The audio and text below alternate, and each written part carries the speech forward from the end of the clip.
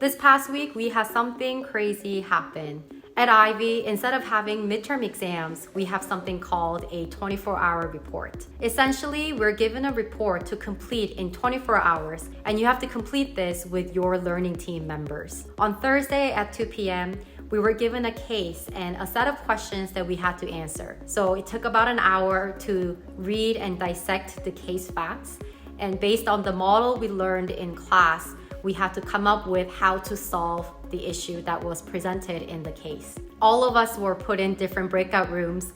People were writing things on whiteboards and just brainstorming for the next few hours. And a lot of us were also ordering in food, sharing some photos of what they were eating for dinner. Different groups have different ways of dealing with this project. Our group particularly, we stayed on campus till about 10:30, 11 p.m. and we met again at 8:30 the next morning to review what was completed the night before. The deadline was 2 p.m. on Friday, and I would say around 11 a.m., 12 p.m. on Friday, that's when things got heated a little bit. Just because you knew that the deadline was coming up, and instead of reviewing everything and trying to change up different structures, now you're just trying to fine-tune what you had come up with as a group. Different groups had different ways of dealing with conflicts. Our group particularly had good moments and some not so good moments, but overall, we knew that nothing was personal. And it was weird because on Thursday,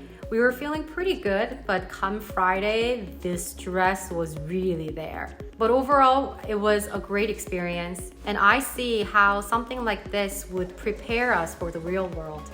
Because in the real world, you may not even have 24 hours. So the whole experience was very interesting and educational, I would say. And we have another one coming up next week. So for the whole weekend, I think that was the hot topic. How did everyone do? Were there any conflicts? How did you resolve them, etc.? Next week, we have another 24-hour report, so we'll see how that goes.